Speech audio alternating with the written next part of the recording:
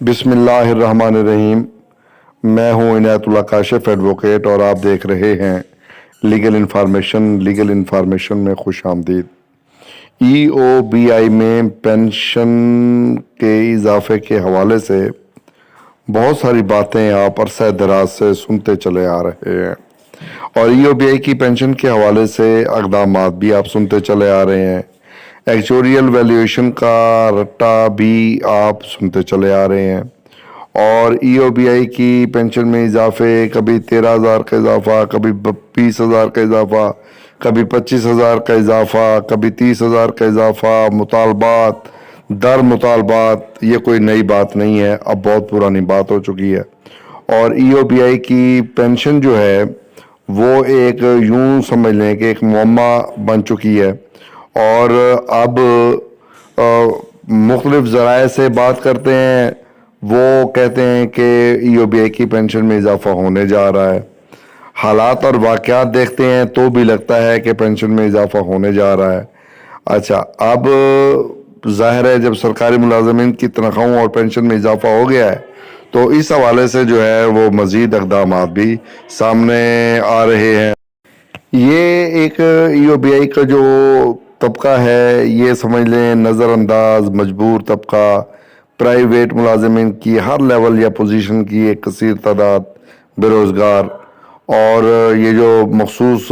آیا ہے وائرس، اس میں تو تقریباً تمام پرائیویٹ کمپنیز نے اپنے کئی ملازمین سینئر سے جونیئر تک فارغ کر دی ہے۔ اس بے روزگاری میں کئی ملازمین ایسے ہیں جو 15 سے 20 سال تک کی سروس تو مکمل کر کے مگر 60 سال کے نہیں ہوئے، جس کی وجہ سے وہ ای او بی آئی کے قانون کے 60 سال کی عمر میں پینشن کے حقدار ہوں گے، اپنی پینشن نہیں لے سکتے۔ دن بدن بڑھتی ہوئی اور کمر توڑتی ہوئی اس مہنگائی کے دور میں جب روزگار ہر جگہ موجود طبقہ اور کاروباری طبقہ چیخ اٹھا ہے، مہنگائی میں اخراجات پورے نہیں ہو رہے بلکہ مسائل مزید بڑھ رہے ہیں، ان تمام صورتحال کو مد نظر رکھتے ہوئے حکومت ای او بی آئی کی پالیسی کا اثر نو جائزہ لے اور مندرجہ جو حقائق ہیں ان کو سامنے رکھتے ہوئے نمبر ایک تعداد ایسی ہمیشہ رہی ہے جو 60 سال کی عمر تک پہنچنے سے پہلے وفات پا چکی ہے یا وفات ہو جاتی ہے، جس کی وجہ سے وہ اماؤنٹ کلیم ہی نہیں ہوتا، یعنی ای او بی آئی کے کھاتے میں رہتا ہے۔ چونکہ یہ پرائیویٹ ملازمین کی فلاح کے لیے ہے جن سے ہر ماہ اس مد میں کٹوتی ہوتی ہے، تو کئی ملازمین ایسے ہوتے ہیں جو چند سال کام کر کے مجھ سے باہر چلے جاتے ہیں، ان کا ای او بی آئی بھی کلیم نہیں ہوتا اور ادارے کے پاس یہ رقم انکلیمڈ رہتی ہے۔ پرائیویٹ ملازمین میں ایک تعداد ایسی بھی ہے جو سینئر عہدوں پر ہر کام کرتے ہوئے ایک بہترین پیکیج لیتے ہوئے ریٹائر ہوتی ہے، اور یہ ای او بی آئی پینشن کی معمولی رقم جو پہلے 5,000 کے لگ بھگ تھی اور اب کچھ عرصہ سے 8500 ہوئی ہے، اس کے لیے کوئی معنی نہیں رکھتی، اور وہ فائنانشل سیٹ ہونے کی وجہ سے اس تصدیق والے عمل سے گزرتے ہی نہیں، یعنی جیسا سلوک ای او بی آئی ادارے میں سنا گیا ہے، ملازمین کی ایک مناسب تعداد دوران ملازمت حکومت کو ٹیکس بھی ادا کرتی رہتی ہے جو ہر ماہ ای او بی آئی کی کٹوتی کی طرح کاٹ لیا جاتا ہے۔ ان تمام حقائق کو مد نظر رکھتے ہوئے حکومت ہر شہر میں ای او بی آئی ہاؤسنگ سکیم کسی طرح دیانتدار اور امانت دار گروپ کے ذریعے متعارف کروائے، جس میں فلیٹ، چھوٹے پلاٹس ہوں، بے روزگار یا ریٹائرڈ ملازمین کے بچوں کو تعلیمی اداروں میں فیس میں رعایت دی جائے، علاج معالجہ فری یا 50% رعایت کی سہولت دی جائے، ٹیکس ادا کرنے والے ای او بی آئی بے روزگار یا ریٹائرڈ ملازمین کو میرٹ کے مطابق سہولتیں دی جائیں، اور پینشن کی کم عمر کو حالات کے مطابق 60 سال سے کم کیا جائے، پینشن کا تعین گھر، صحت اور ذمہ داریوں کے حساب سے کیا جائے جو کم از کم 30,000 سے سٹارٹ ہو، اور پھر ٹیکس ادا کرنے والوں کے سلیب کے حساب سے ان کی جو سلپ ہے اس کے حساب سے مقرر کیا جائے جو کسی بھی آرمی کے میجر ریٹائرڈ کے برابر ہو۔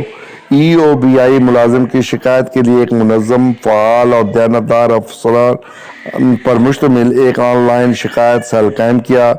جائے جو مسائل کا فوری حل پیش کرے۔ تمام معاملات آن لائن ہوں، انسانوں سے سامنا جتنا کم ہوگا کرپشن اتنی کم ہوگی۔ آن لائن سسٹم میں بھی ایسا طریقہ کار ہو کہ اگر ایک ہفتہ میں مسئلہ حل نہیں ہوتا تو خود کار سسٹم کے تحت وہ شکایت خود بخود اوپر سینئر لیول تک چلتی رہے، جو بالآخر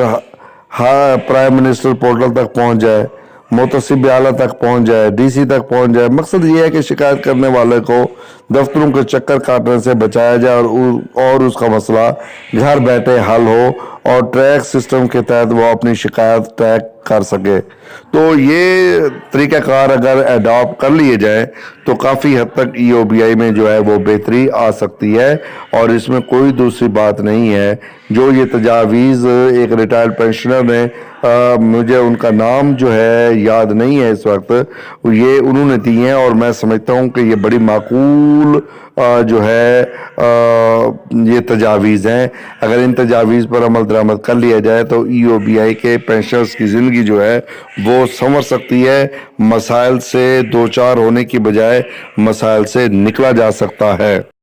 ای او بی آئی میں تو ہر ایک کو رجسٹر ہونا چاہیے تھا، لیکن اول تو ان کی رجسٹریشن ہی نہیں ہوتی ہے۔ اگر خدا نخواستہ رجسٹریشن ہو بھی جائے تو کون دیکھتا ہے، کون سنتا ہے، کون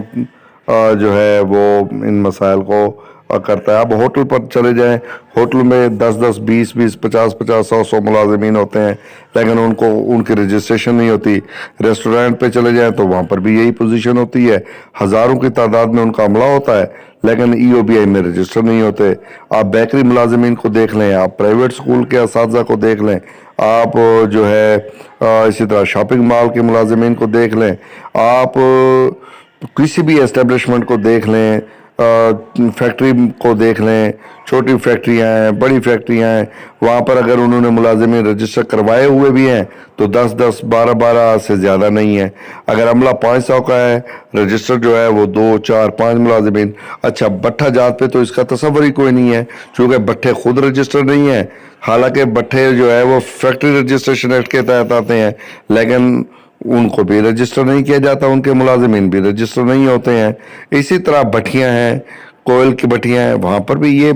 مختلف علاقوں کی میں بات کر رہا ہوں۔ تو بھائی نجی اداروں میں کام کرنے والوں کا تحفظ کیسے ہوگا؟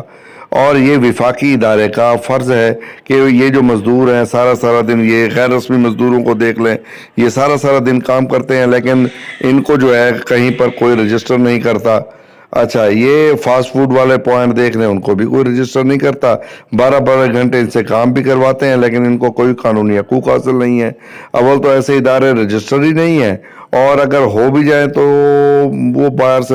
کا معاہدہ ہو جاتا ہے، اور پھر مزدور کی کوئی خبر ہی نہیں ہوتی۔ تو اس لیے ان تمام ملازمین کو جب تک رجسٹر نہیں کیا جاتا تو ای او بی آئی کے ادارے میں فلاح بھی ممکن نہیں ہے، کیونکہ جب تک کنٹریبیوشن نہیں آئے گا تو فلاح کیسے آئے گی؟ کنٹریبیوشن آئے گا، بڑھے گا، اثاثہ جات بڑھیں گے، آمدنی بڑھے گی، تو پھر یہ ادارہ جو ہے مزید فعال ہوگا۔ اب ادارے کی جو صورتحال ہے وہ تو بہت ہی گمبھیر ہو چکی ہے، نہ پوچھیں کہ اس ادارے کے اندر جو ہے وہ کیا ہو رہا ہے۔ اچھا، اب چیئرمین شکیل احمد منگنیجو صاحب کام کرنا چاہتے ہیں، لیکن وہ کام جو ہے